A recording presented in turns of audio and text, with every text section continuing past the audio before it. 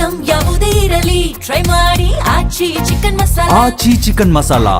ಇನ್ನು ಮಳೆಯ ಆರ್ಭಟದಿಂದಾಗಿ ಒಂದು ಕಡೆ ಪ್ರಕೃತಿ ಸೌಂದರ್ಯ ಇಮ್ಮಡಿಯಾಗ್ತಾ ಇದ್ರೆ, ಮತ್ತೊಂದು ಕಡೆಯಲ್ಲಿ ಅಪಾಯದ ಮಟ್ಟವನ್ನ ಮೀರಿ ಸಿರಿಮನೆ ಫಾಲ್ಸ್ ಹರಿತಾ ಇದೆ. ಹಾಗಾಗಿ ಚಿಕ್ಕಮಗಳೂರಿನ ಶೃಂಗೇರಿ ತಾಲೂಕಿನಲ್ಲಿರುವಂತಹ ಸಿರಿಮನೆ ಫಾಲ್ಸ್ ಅನ್ನು ನೋಡೋದಕ್ಕೆ ಸಾಕಷ್ಟು ಜನರು ಬರ್ತಾರೆ.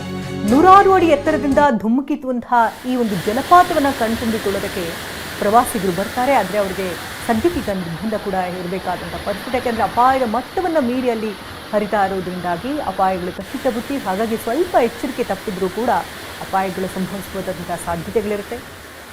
ಗಮನಿಸ್ತಾ ಇರ್ಬೋದು ಸಿರಿಮನೆ ಫಾಲ್ಸ್ ಯಾವ ರೀತಿ ರುದ್ರ ರಮಣೀಯವಾಗಿ ಅಲ್ಲಿ ಫಾಲ್ಸ್ ಧುಮ್ಮಿಕ್ತಾ ಇದೆ ಅಂತ, ಹಾಲ್ನೋರಿಯಂತೆ ಕಂಗೊಳಿಸ್ತಾ ಇದೆ. ಈ ಒಂದು ರುದ್ರ ರಮಣೀಯ ದೃಶ್ಯಗಳನ್ನು ನೋಡೋದು ಒಂದು ರೀತಿ ಕಣ್ಣಿಗೇನು ಹಬ್ಬ. ಮುಂಗಾರು ಮಳೆ 1 ವಾರ 1 ತಿಂಗಳು ಲೇಟಾಗಿ ಬಂದರೂ ಕೂಡ ಪ್ರಕೃತಿ ಸೌಂದರ್ಯವನ್ನು ದುಪ್ಪಟ್ಟಾಗಿಸಿದೆ.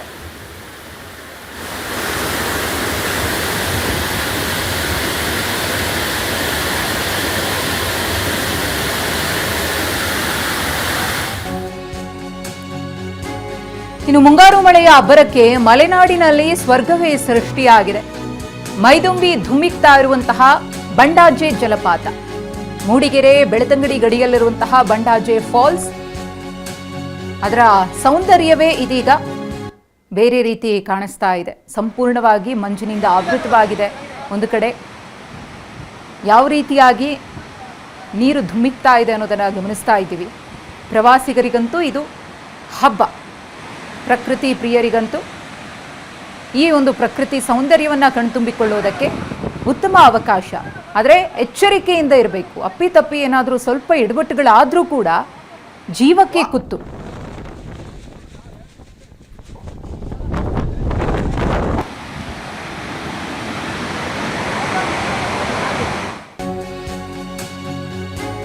ಚಿಕ್ಕಮಗಳೂರು ಜಿಲ್ಲೆಯ ಕಳಸಾ ತಾಲೂಕಿನಲ್ಲಿ ಮಳೆಯ ಆರ್ಭಟ ಮುಂದುವರೆದರೂ ಕಳಸಾ ತಾಲೂಕಿನಲ್ಲಿ ಬಿರುಗಾಳಿ ಸಹಿತ ಭಾರೀ ಮಳೆ ಆಗ್ತಾ ಇದೆ. ಎಸ್ಕೆ ಮೇಗಲ್ ಕೊನೆಗೂಡು ರಸ್ತೆಯಲ್ಲಿ ಬೃಹದಾಕಾರದ ಮರ ಧರಶಾಹಿಯಾಗಿದೆ. ರಸ್ತೆಗೆ ಮರ ಬಿದ್ದ ಪರಿಣಾಮವಾಗಿ ಸಂಚಾರ ಬಂದ್ ಆಗಿದೆ.